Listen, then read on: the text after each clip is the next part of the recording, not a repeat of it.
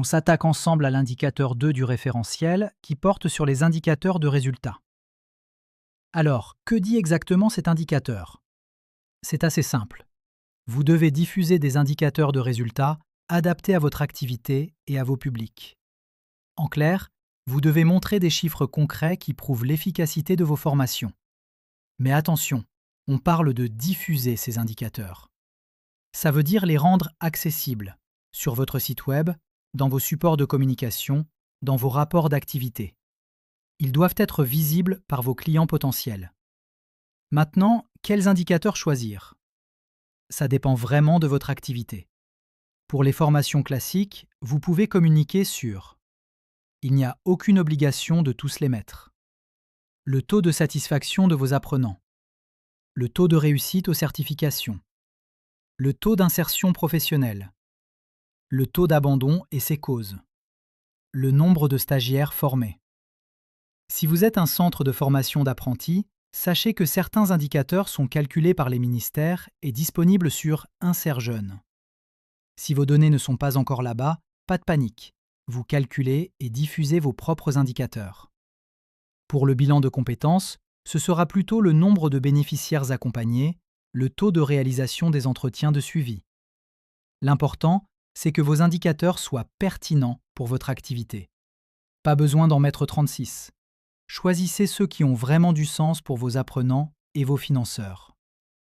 Par exemple, il est tout à fait possible de conserver l'indicateur nombre de stagiaires formés si vous souhaitez valoriser votre expertise et démontrer à vos futurs apprenants l'ampleur des formations que vous avez dispensées. À l'inverse, si vous préférez ne pas communiquer cette information afin d'en préserver la confidentialité vis-à-vis de vos concurrents, il n'est pas indispensable de l'inclure. Prenons un autre exemple. Si votre taux de réussite à la certification n'est que de 30%, vous pouvez également souligner que le taux de réussite national s'élève à seulement 10%. Ainsi, bien que l'indicateur puisse sembler défavorable à première vue, il demeure relativement satisfaisant en comparaison avec celui de vos concurrents. Quelques points d'attention. Premièrement, depuis la version 8 du référentiel, il faut vraiment que ce soit de l'information chiffrée. Pas juste du qualitatif. On veut voir des pourcentages, des nombres, des taux. Deuxièmement, vous vous demandez peut-être: je dois mettre à jour mes chiffres tous les combien? Eh bien, le référentiel n'impose pas de fréquence précise. À vous de choisir ce qui est cohérent.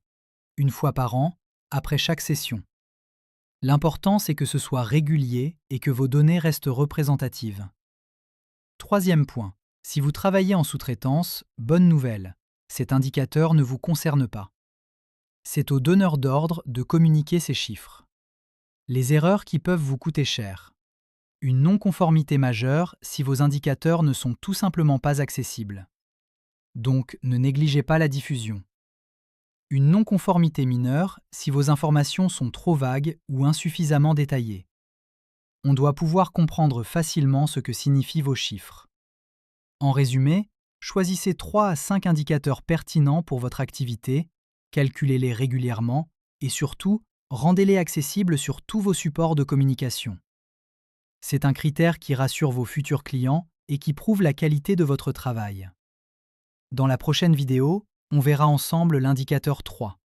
D'ici là, prenez le temps de définir vos indicateurs. Et si vous avez des questions, n'hésitez pas à les poser en commentaire.